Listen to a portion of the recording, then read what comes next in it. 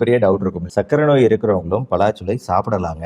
இந்த மாதிரி இரண்டு பலாச்சுளைகள் சாப்பிட்றதுனால அவங்களுக்கு ரத்த சர்க்கரை அளவுகள் ஏறாது. மாறா இதை சாப்பிட்றதுனால அவங்களுக்கு நன்மைகள் தான் கிடைக்கும். ஏன்னா நார்ச்சத்துக்கள் நம்ம உடம்புக்குள்ள இருக்கக்கூடிய குடல்ல ஜீரண மண்டலத்துல மெதுவா உணவு ஜீரணமாகறதுக்கு ஹெல்ப் பண்ணுதுங்கிறதுனால நார்ச்சத்துக்கள் நம்ம ரத்த சர்க்கரை அளவை வேறுமா ஏற்றாது. இதுல இருக்கக்கூடிய ஆன்டி ஆக்சிடென்ட் பிளேவனாய்டு சத்துக்கள் அப்படிங்கிறது பல நன்மைகளை சர்க்கரை நோயில் உங்களுக்கு தரக்கூடியது.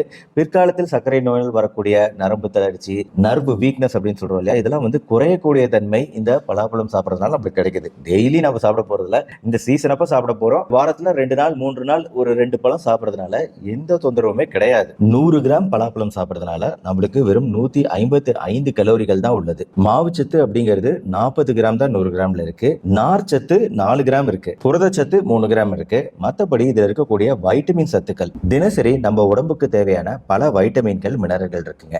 வைட்டமின்